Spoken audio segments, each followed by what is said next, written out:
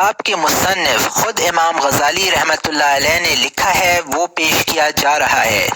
بسم اللہ الرحمن الرحیم۔ سب سے پہلے میں اللہ تعالیٰ کی حمد بیان کرتا ہوں، اگرچہ اس کی عظمت اور جلال کے سامنے تعریف کرنے والوں کی تعریفیں ہیچ ہیں۔ پھر میں حضرت محمد مصطفیٰ صلی اللہ علیہ وآلہ وسلم اور تمام انبیاء کرام علیہم السلام پر درود و سلام بھیجتا ہوں، اور دینی علوم کو زندہ کرنے کے لیے ایک کتاب لکھنے کے اپنے ارادے میں اللہ تعالیٰ سے بہتری کی درخواست کرتا ہوں، اور ساتھ ہی اے ملامت میں مبالغہ کرنے والے ملامت گر اور اے غافل منکرین کے گروہ، میں زیادہ سرزنش اور انکار کرنے والے میں تیری حیرت بھی دور کرنا چاہتا ہوں، اس لیے کہ اب اللہ تعالیٰ نے میری زبان سے خاموشی کی گرہ کھول دی ہے، اب مجھے وہ بات کہنے کی توفیق عطا فرمائی ہے جس پر تو قائم ہے، یعنی تو صریح حق سے اعراض کرتا ہے، باطل کی مدد اور جہل کی تعریف و تحسین کرتا ہے، اور اس شخص پر آوازیں کستا ہے جو اس توقع سے دنیا والوں کے رسم و رواج سے ہٹ کر عمل کی طرف راغب ہو رہا ہے کہ تزکیہ نفس اور اصلاح قلب حاصل ہو، جسے اللہ تعالیٰ نے عبادت قرار دیا ہے، اور تمام عمر ضائع جانے کی تلافی سے مایوس ہو کر اپنے بعض گناہوں کی تلافی کرے، اور ان لوگوں کے گروہ سے منحرف ہو جن کے بارے میں صاحب شریعت حضرت محمد مصطفیٰ صلی اللہ علیہ وآلہ وسلم نے ارشاد فرمایا: اشد الناس عذابا یوم القیامت عالم لم ينفع اللہ مسبحنہ بعلمی، اور یہ طبرانی اور بیہقی کی حدیث ہے۔ ترجمہ: قیامت کے روز سب لوگوں سے زیادہ عذاب اس عالم کو ہوگا جس کو اللہ پاک نے اس کے علم سے نفع نہ پہنچایا ہوگا، اور مجھے یقین ہے کہ اس انکار پر تیرے اصرار کی واحد وجہ وہ مرض ہے جو اکثر لوگوں میں پھیل گیا ہے، یعنی انہیں آخرت کی اہمیت کا احساس نہیں ہے، اور وہ یہ جانتے ہیں کہ معاملہ خوفناک ہے، دنیا پشت پھیر رہی ہے اور آخرت سامنے ہے، موت قریب ہے اور طویل سفر ہے، زاد راہ کم ہے، راستہ پرخطر اور دشوار گزار ہے، آخرت کے راستے پر چلنا بغیر رہنما کے مشکل ہے، اس راستے کے رہنما علماء ہیں جنہیں انبیاء کرام کا وارث کہا جاتا ہے، دنیا ایسے لوگوں سے خالی ہو چکی ہے، محض رسمی علماء رہ گئے ہیں، ان میں سے بھی اکثر پر شیطان غالب ہے، نفس کی سرکشی نے انہیں گمراہ کر رکھا ہے، ان میں سے ہر ایک اپنے نقد فائدے کی تلاش میں مصروف نظر آتا ہے، یہی وجہ ہے کہ ایسے علماء اچھی بات کو بری اور بری کو اچھی سمجھتے ہیں، صحیح علم دین باقی نہ رہا، ہدایت کے سوتے خشک ہو گئے، ان علماء نے لوگوں کے ذہنوں میں یہ بات ڈال دی کہ اب علم یا تو حکومت کا وہ قانون اور فتویٰ ہے جس کی مدد سے حکام جھگڑے چکاتے ہیں، یا وہ مناظرانہ بحثیں ہیں جو محض اپنی بڑائی اور عظمت کے اظہار کے لیے اور مخالفین پر غالب رہنے کے لیے کی جاتی ہیں، یا وہ چکنی چپڑی باتیں ہیں جن کے ذریعے واعظین عوام کو بہلاتے اور پھسلاتے رہتے ہیں، اس لیے کہ یہی تین علوم ایسے ہیں جن سے دنیا کمائی جا سکتی ہے۔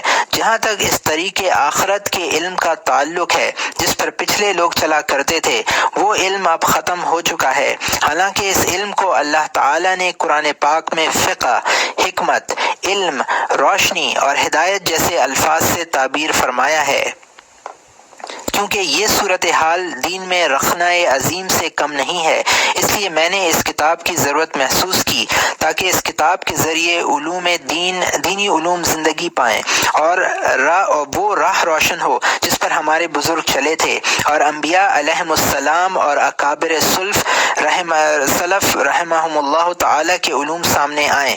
یہ کتاب 4 جلدوں پر مشتمل ہے، پہلی جلد میں عبادات پر، دوسری جلد میں معاملات اور آداب پر، تیسری جلد میں مہلکات، وہ امور جو انسان کو تباہ کرتے ہیں اس پر، اور چوتھی جلد میں منجیات، یعنی وہ امور جن سے انسان کو نجات حاصل ہوتی ہے، ان پر گفتگو کی گئی ہے۔ سب سے پہلے علم علم کے ابواب ہیں۔ علم سے متعلق مباحث اس لیے مقدم کیے گئے ہیں تاکہ وہ علم واضح ہو جائے جسے اللہ تعالیٰ نے رسول مقبول صلی اللہ علیہ وسلم کی زبانی عبادت قرار دیا ہے۔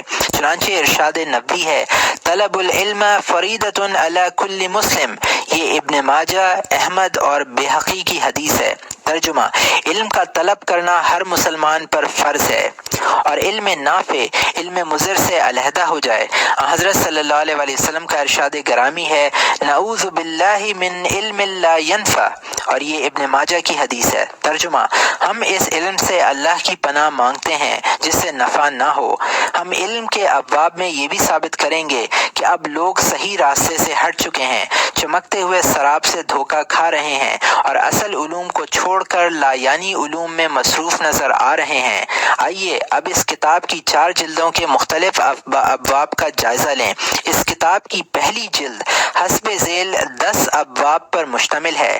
پہلا علم، دوسرا عقائد کے اصول، تیسرا طہارت کے احکام و اسرار، چوتھا نماز کے اسرار و احکام، پانچواں زکوٰۃ کے اسرار و احکام، چھٹا روزے کے احکام و اسرار، ساتواں حج کے اسرار و احکام، آٹھواں تلاوت قرآن کے آداب، نواں دعائیں اور اذکار، 10واں مختلف اوقات کے اوراد و وظائف۔ دوسری جلد میں حسب ذیل 10 ابواب ہیں۔ پہلا کھانے پینے کے آداب، دوسرا نکاح کے آداب، تیسرا روزی کمانے کے احکام، چوتھا حلال اور حرام، پانچواں معاشرت کے احکام، چھٹا گوشہ نشینی، ساتواں سفر کے آداب، آٹھواں وجد و سما، نواں امر بالمعروف اور نہی عن المنکر، 10واں آداب اور اخلاق نبوت۔ تیسری جلد میں 10 ابواب ہیں۔ پہلا عجائب قلب کا بیان، دوسرا ریاضت نفس، تیسرا شہوت شکم اور شہوت فرج کی آفتیں، چوتھا زبان کی آفتیں، پانچواں غصے کینے اور حسد کی آفتیں، چھٹا دنیا کی مذمت، ساتواں مال اور بخل کی مذمت، آٹھواں حب جاہ اور ریا کی مذمت، نواں تکبر اور خود پسندی کی مذمت، 10واں دھوکہ کھانے کی مذمت۔ چوتھی جلد میں بھی حسب ذیل 10 ابواب پر مشتمل ہے۔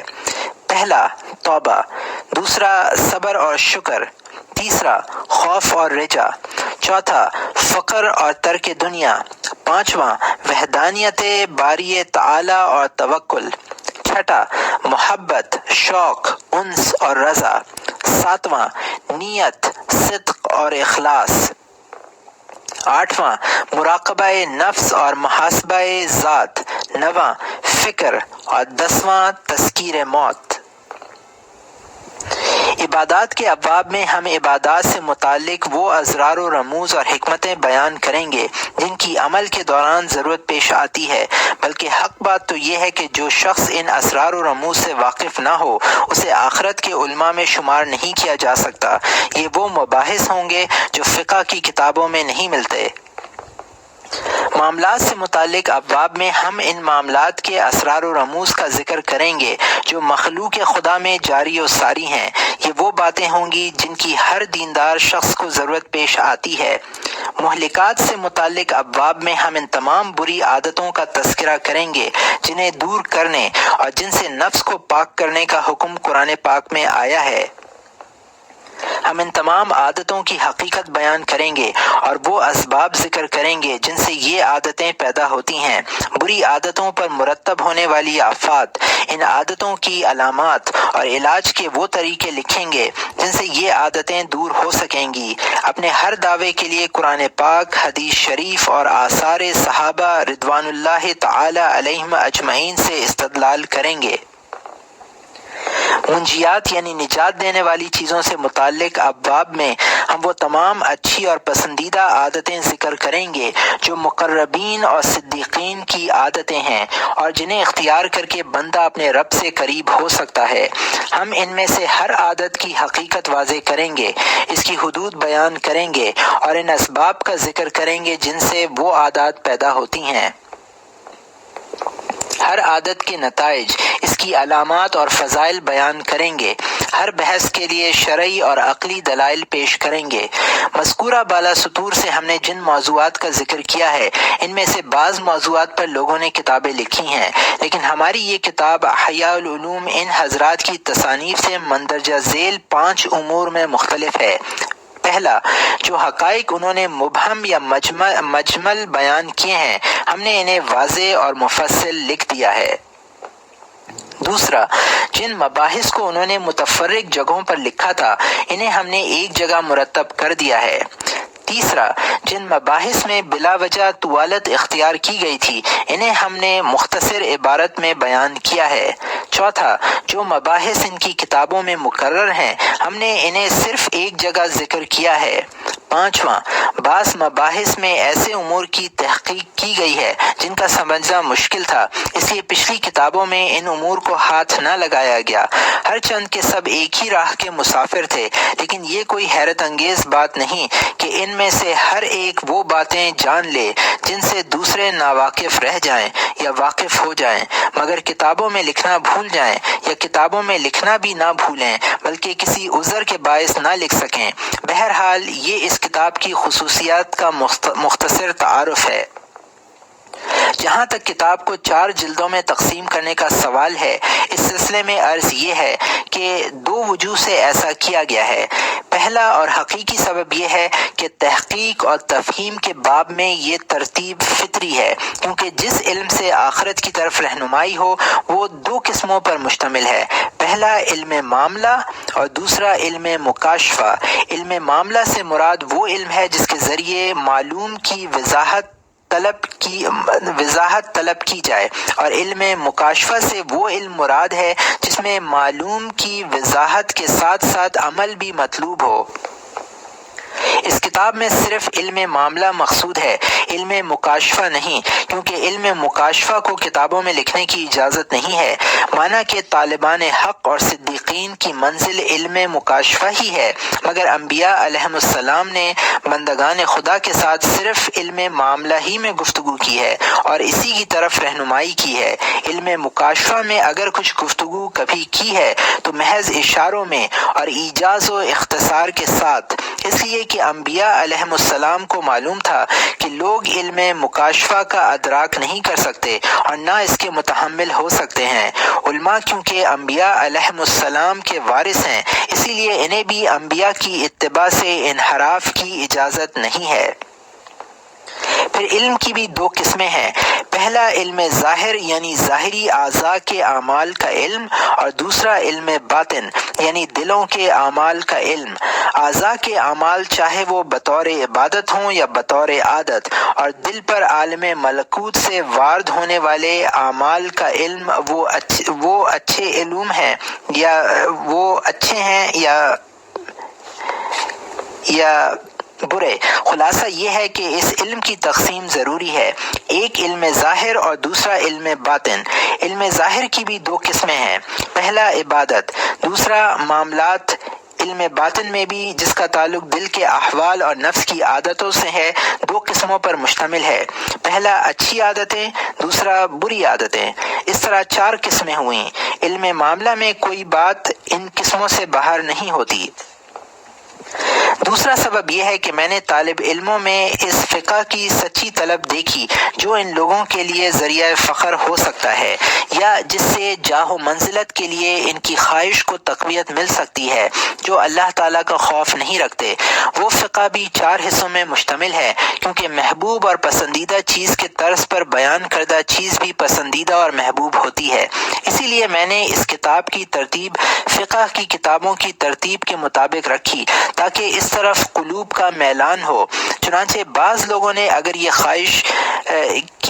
خواہش ہوئی کہ عمراء علم طب کی طرف متوجہ ہوں تو انہوں نے اپنی کتاب ستاروں کی تقویم کی طرح جدولوں میں لکھی ہے اور اس کا نام صحت کی تقویم رکھا، کیونکہ علم النجوم سے دلچسپی رکھتے ہیں، اسی طرز پر لکھی گئی دوسری کتابوں کے مطالعے کا شوق بھی ان میں پیدا ہوگا۔